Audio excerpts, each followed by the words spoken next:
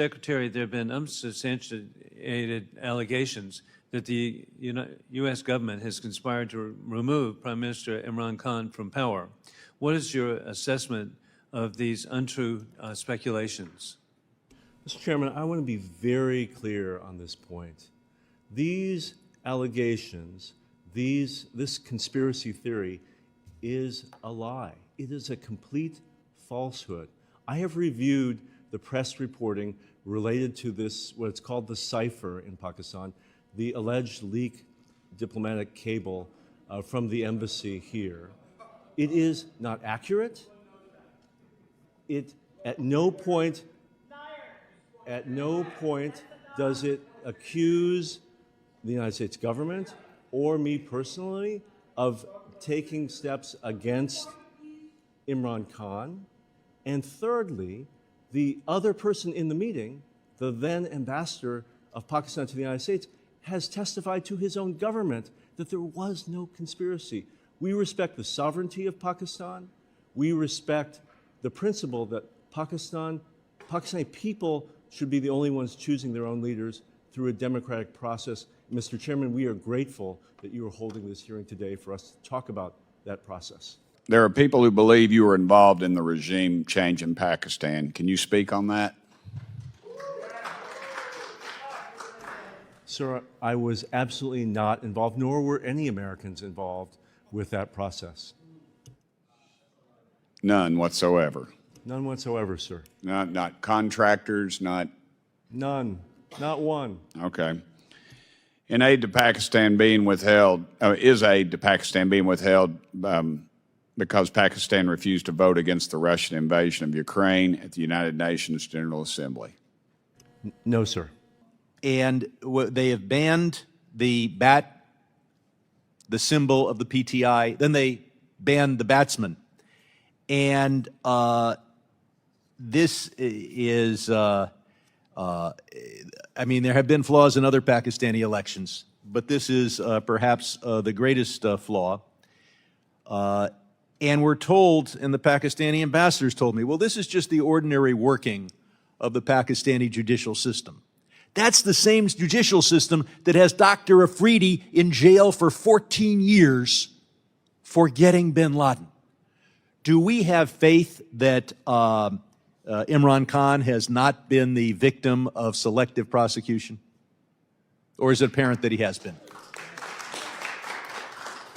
Sir, following the rioting on May 9th, the day Imran Khan was arrested, the United States government has raised our concerns about the mass detention of members of the opposition, to include the PTI. We have raised concerns about the use of military courts. If I can interrupt, there's one thing you need to do.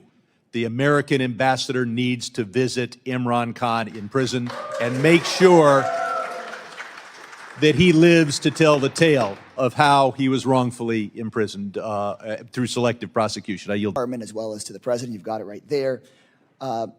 Talking about credible allegations of election rigging in the Pakistani elections, and we urged that the administration withhold recognition of the new government in Pakistan until a credible and transparent investigation on election interference had been conducted. I know that the U.S. Embassy congratulated Mr. Sharif, quote, on his assumption of the office of Prime Minister, but I haven't seen a statement yet from the State Department itself.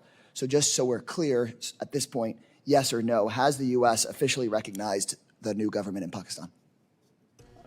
Representative Kesar, I would like to answer with a yes or no. The actual answer is a little more complicated, if you'll allow me.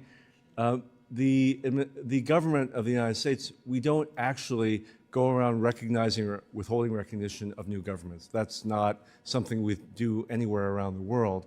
What we do is we decide whether we're going to engage with a government. And so, yes, you have seen actions by our ambassador, our embassy. We are, in every interaction with this government, stressing the importance of accountability for election irregularities, sir.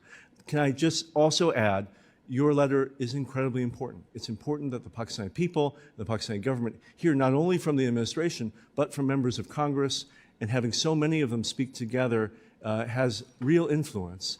The administration largely agrees with your recommendations. We have done many of the things that you have proposed. We have said publicly and privately that we want to see transparent and credible investigation of election irregularities.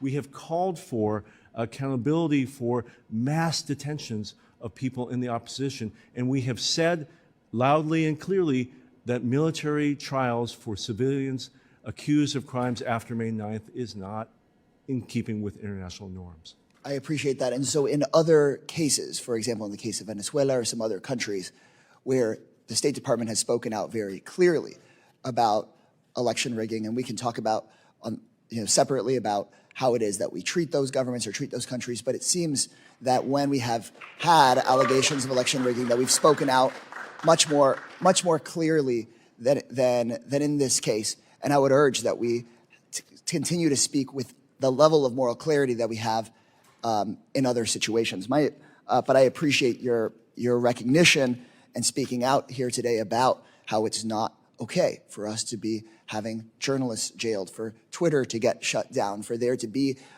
this continued, very clear to me, interference in democracy.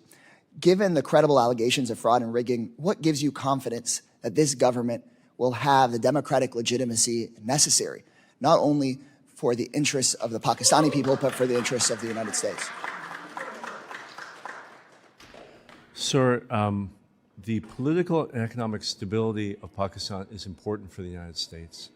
It is important that the Pakistani people... And I'm short on time. Is it your sense right now that there is going to be that democratic legitimacy, or do we have real concerns? I'm sorry, I have one more question for you, so just give me your... Sir, I think that's up to the process ongoing now in the Electoral Commission of Pakistan. These questions have probably been asked, but I want to ask them again. As an interested citizen, as somebody who believes in free and fair elections, and really just want to get a general assessment regarding the fairness of the elections in Pakistan, what your general thought is before I go into some deeper questions. Sir, we share the view of local election observers who have, in summary, said this was a competitive and orderly election, but they note irregularities in the compilation of the results that should be fully investigated. Do you believe that the recent election was free and fair? Sir, we have never used the term free and fair in the characterization of this election. To what level, then, would you say interference happened? Sir, we have expressed, and I've said this multiple times today, serious concerns about the pre-election environment, violence that occurred, terrorism and political violence. We have expressed concern about the failure to register individual candidates and political parties, the mass arrests of those in opposition, the shutdown of internet, and the censorship and pressure placed on journalists.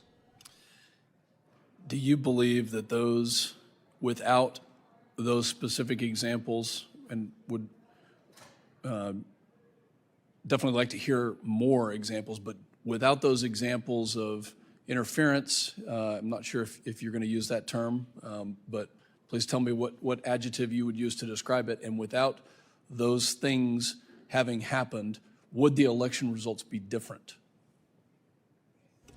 Sir,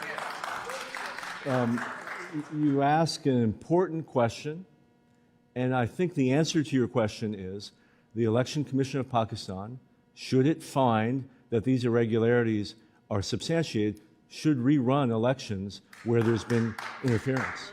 And that's the way the Pakistani people will know. It's probably unlikely that an American diplomat will know whether or how the results would turn out, but they'll turn out the way they should if the Election Commission reruns constituencies. What is the Department of State doing to urge Pakistan, the government of Pakistan, those that govern the elections, to do just that? Sir, we have made very clear public and private statements. We have said so clearly to Pakistan's leaders, but also to election officials, that it is an expectation of all of Pakistan's partners, not only the United States, that they conduct elections with integrity. So you believe these should be fully investigated and adjudicated? Yes, sir. Tell me what this does to the relationship between the United States and Pakistan if they are not investigated, if they are not adjudicated, if they do not decide to rerun their elections. We have enjoyed 76 years of partnership with this country. It will be an impediment to our relationship if Pakistan does not have a democratic process that upholds its own constitution. It will retard our ability to have the type of relationship we want in security matters, on business fronts, and people to people. All of that suffers if Pakistan is not a full democracy.